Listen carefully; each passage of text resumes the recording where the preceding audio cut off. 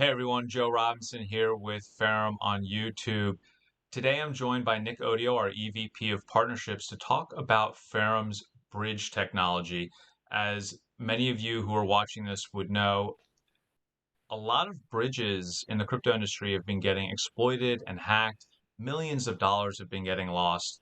And I was talking to Nick yesterday, and he was explaining our bridging technology and the difference between ours and a lot of the technology that's out there being hacked. And it was really interesting hearing the difference because our technology is actually more secure. So I just wanted Nick to break it down for us. Nick, how you doing today? Doing good, Joe. Thanks for having me, man. Thanks for joining. So what what is the difference between our bridging technology and a lot of the bridges that are out there? Yeah. So I think before we kind of dive into like the difference, I think it's important to understand the difference between multi-chain and cross-chain. For the longest time, we've been using the term cross-chain when describing any sort of interoperability protocol.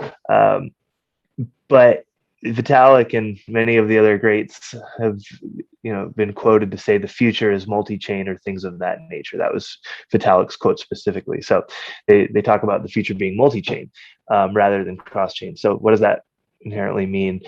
Um, Cross-chain typically implies that there's some sort of wrapping function that the token is able to move across chains, right? But it doesn't necessarily exist on multiple chains. Um, multi-chain is the idea that you're keeping track of the native state of an asset across networks.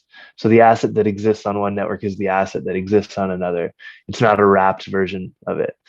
So many token bridges today are using what's called either a mint and burn or a lock and or sorry, a burn and mint or a lock and mint style mechanism in their bridging products. When they're minting a new token on the other end on the destination chain, that's what we call a wrapped token, Hmm. right?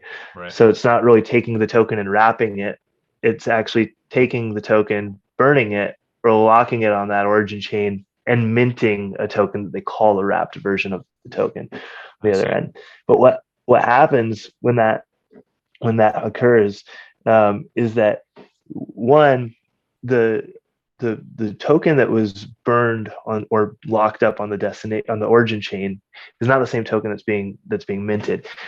If you have any sort of nuances embedded in your token contract on the chain in which you deployed, when you mint a new token on the other end, the bridge doesn't understand all of those different nuances, RFI, dividends, reflection mechanisms that may be embedded into the token contract on the origin chain. It basically just strips that and mints a standard Open Zeppelin ERC20 token on the destination chain. Um, and when I say ERC20, that's the Ethereum version. What I mean is like just a standard Open Zeppelin token contract, right? Right. Um, which is fairly basic. But this, so not only does that kind of like compromise the integrity of the token itself, but what that's saying is that the bridge actually has operational control over the token contract and the ability to mint new tokens, Oh, wow. which is really kind of freaky, right? Because that means that like if someone gets a hold of the bridge, a lot of times there's just a massive honeypot sitting on these bridges, which is what's been the vector for most of these exploits in the past. And you said millions, it's hundreds of millions. Right. Each time a bridge gets hacked, it's hundreds of millions. um, the you So know essentially, um, when you say honeypot, basically all those tokens that are getting wrapped, the tokens that are getting wrapped are getting put into a honeypot that then can become vulnerable and that can be exploited. Is that the right understanding yes, of it? yeah, no. A lot of times these tokens are being just locked up on the destination chain, right, or on the origin chain, sorry. Right. And so those tokens are just sitting in a big honeypot, so to speak, Right. Okay. before a new one gets wrapped and released on the destination chain. So you're close, but it's more so what happens on the origin chain, right? So like, but yeah, I mean, people aren't going to be going after a couple million. They're only going after hundreds of millions is Right. what people are used to exploiting when it comes to cross chain hacks. Um, So if that's how, so and that's a pretty good understanding of how those bridges work. How does Ferrum's bridge work? Yeah, so the Ferrum Bridge never actually has operational control over the token contract. We use two liquidity pools on either end of the bridge, and really, like, it's hard for me to even call it a bridge because like a bridge implies typically when you think of a bridge, you think of a wrapping function. I almost like to think of this as like more like a teleportation device, um, because what's occurring is the token is being deposited into the origin network liquidity pool, bridge pool is what we call them, and then a series of oracles um, send a relay message to the destination chain, which allows for a token to be withdrawn from the little bridge pool on the destination I chain. see. So there's really no token moving across networks. It's not actually being It's literally, bridged, it's if like that the makes oracles sense. are using the data and tracking the fragmented different liquidities and adjusting price and whatnot through that data, and then distributing tokens on another chain essentially. Yeah, and I mean like price is typically determined just by like the liquidity that's already existing on that network and different AMMs or centralized exchanges or however you want to whoever's determining the price. But yeah, there is a sort of there is a price oracle that helps determine how many of each token can be withdrawn on the other end. So what's the bottom Um, line? What would you say the bottom line of why, because it sounds like to me Ferrum's bridging approach and the way they go about bridging a token from one chain to another is a lot more secure because there is no honeypot, there's no wrapping function, there's not, and then there's a number of other things you talked about. How would you just, if you were to bottom line it, what would you say the reason Ferrum's is more secure? Well, I mean, I would say the reason that it's more secure is because the bridge never has operational control over the token Right. contract. Um, but beyond security, there's just so many other benefits to speed. To mint a new token on a destination chain takes time. So a lot of times you're waiting for 30 to 40 minutes. So there's no ability to play arbitrage.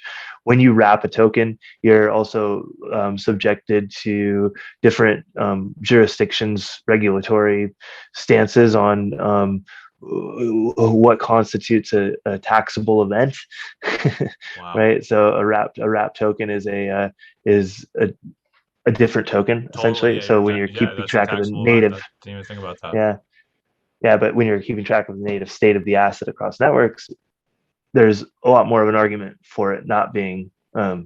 That's a different huge. That's token, a right? huge. That is a Huge. really huge benefit. Yeah, it is something that a lot of people don't realize when they're bridging tokens back and forth for whatever reasons. And then the other one is fragmented liquidity.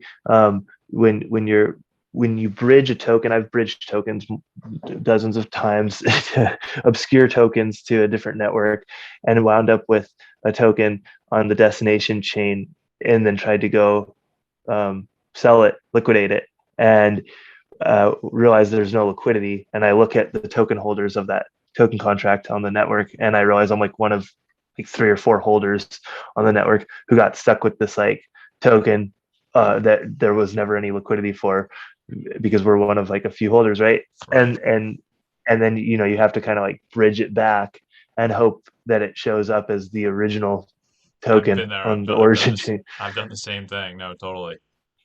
Yeah, so that's an issue, and then the fact that if you do have any sort of nuances embedded in the contract and you're using one of those types of bridges, then the token that's being circulated on the destination chain is likely not likely, it won't have any of those nuances embedded in the contract. It's going to be a very standard stripped down version of your token that you put so much effort into crafting. So it's in project's best interest, it's in users' best interest. It's really bridging, to be blunt about it, is the jankiest piece of infrastructure currently in the space. We tried to find a way to get assets across networks, but didn't really think it all the way through, I don't think. And now there's a lot of projects kind of paying the price for it. And it's just a question we got to ask ourselves, like, how many different exploits are we going to witness before we reinvent the way that assets are moved across networks? And I think this is kind of the future of the way assets are going to be bridged. But there's still a trade-off with these. There's a barrier with this, right? Meaning projects have to manage their liquidity or manage their supply on each network, and sometimes networks gain and lose traction. And so being able to manage that comes with some manual processes, which are being more and more automated by some of the things that we're implementing. But regardless, there is that trade-off. However, the solution to that trade-off is mainnet, and mainnet will allow for a multi-chain token to be deployed, rather than someone having to burn tokens on one network and then mint new tokens on a different network to balance, or to if Right. they decide, like, I want tokens on BSC, they launch on BSC, but they want tokens on Avalanche too. Well, they're gonna have to go burn some tokens on BSC and mint new ones on Avalanche. When you're able to create a multi-chain token, that won't be a problem, and the supply will be able to automatically balance itself across these networks. So Wow. That's something mainnet to will look solve all of those barriers to entry. Well, that is something It's to watch. really it's bridgeless. It's Oh, very without cool. using bridges. Yeah. Doing a video on bridges, and it's going to eventually lead us to a bridgeless world, which is pretty cool. I didn't even know that. Um, Nick, thank you for giving us a really good overview of bridges and the difference between bridges that are currently out there. Ferrum's solution to bridging, which I think is huge and really valuable. And if you are a project considering bridging, I highly recommend considering using Ferrum for your bridge for all the reasons Nick brought up in this video. Nick, thanks for taking the time. I look forward to another one soon. Thanks, Joe. Talk soon, man. Bye. Bye.